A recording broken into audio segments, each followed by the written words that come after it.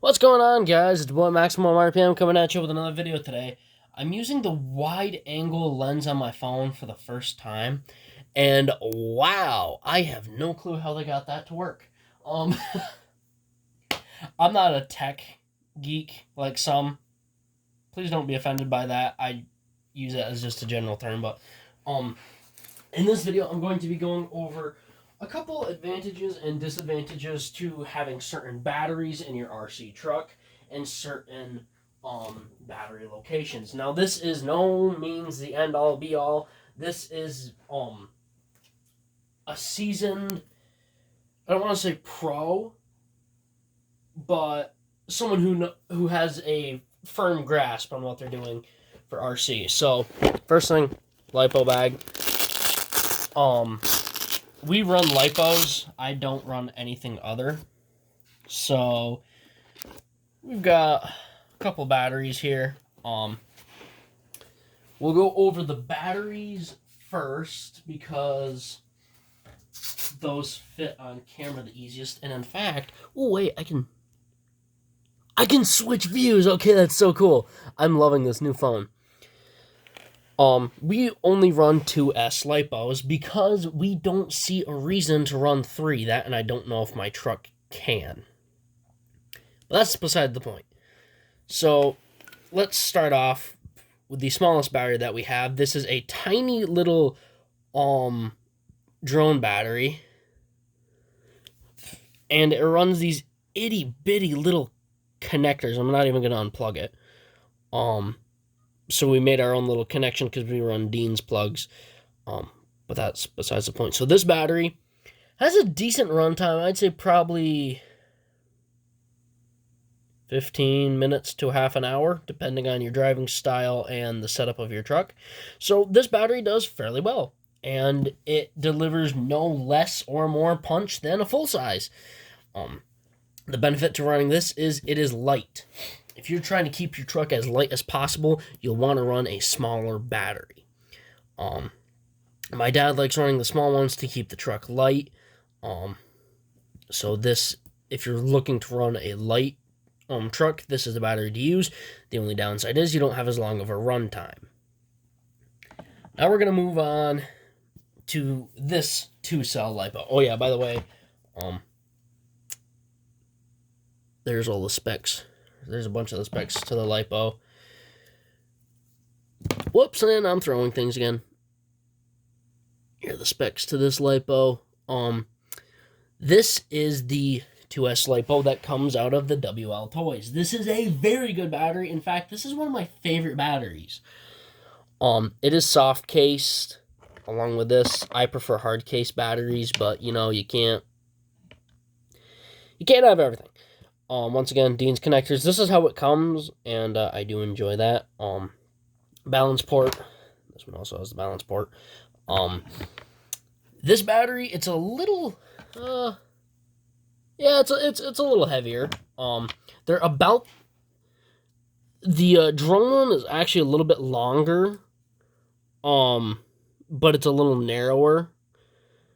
And yeah, it's a little narrower. They're about the same size, but they have like different run times. This one runs a little bit longer.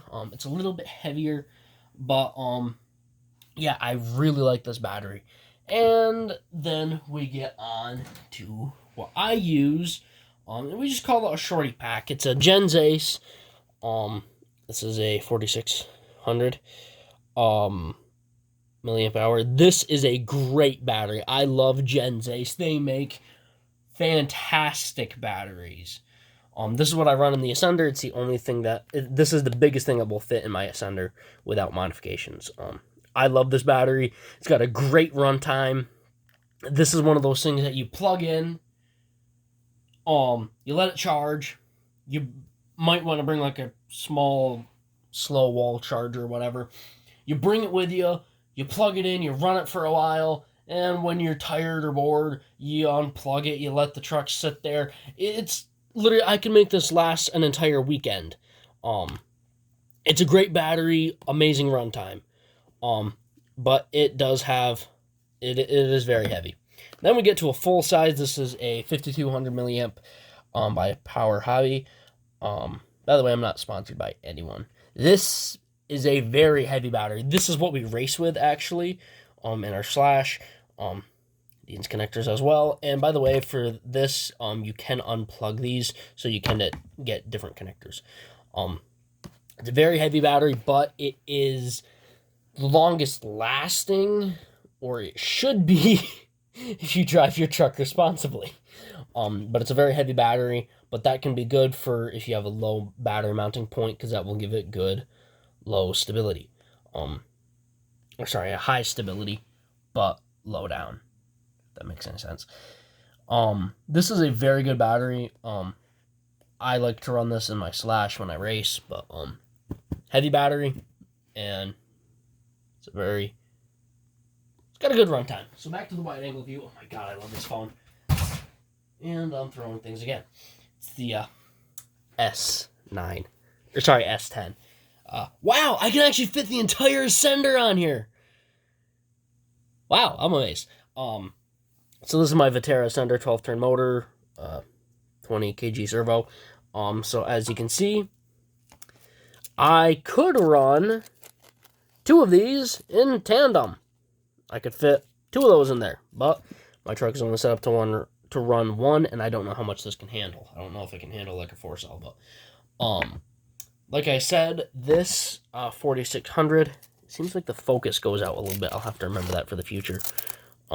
Is the biggest thing that can fit in the Ascender. But hello, focus, please. It's a very good battery, and as you can see, the mounting is in the front. Now, this gives the truck a realistic weight of having an engine in the front. Plus, when you're climbing up hills, it keeps the front tires planted. I got a screw back in it. I'll have to. The disadvantage to having that in the front is that when you are going downhill, your truck's weight is all in the front.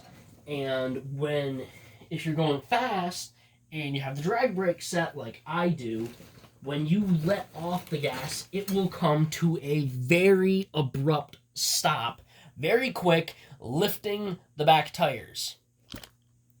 But it is nice in all other aspects because your truck is very well balanced going uphill. Wow, this screw's really far out. I'm gonna have to fix it. I'll fix that right after this video. But that's the advantage to having that there. The truck is very well balanced in the front end. And okay, I'm probably gonna have to vacuum after this, but whatever. Wow, this truck is like really tall. It might just be because of the body. But this is my dad's TRX4 Sport, red edition. And here's the truck itself. This has a 9-turn brushless, and as you can see, we have the WL Toys battery, rubber band, and Velcro to the front. That keeps it light, and it keeps the weight down in the front, but it doesn't really do all that much. The big battery sits here in the center tray. Now, this is good because it gives you good weight and it's balanced evenly throughout the truck. The only problem is it's kind of high up, so it makes the truck a little bit tippy. And it's kind of stationed more towards the back of the truck, which gives it good traction for towing or going uphill. Good weight on the back tires gives it good traction. Good weight in the front keeps the front end down. There's benefits and drawbacks to both. I'm going to take this off my carpet before I get sand everywhere. So it all depends on your truck, your run style, and the battery that you run. But just keep in mind, a front end battery will give you a more scale feel to the truck, and I know a lot of people like that. For the motor being in the front of the truck, and a battery in the middle gives the truck a more well-balanced weight all around, but could potentially cause it to tip over easier. And the drawback to having one in the front, you might be limited to how big of a battery that you can run, or you could be limited on going downhill. What did I just do? There we go.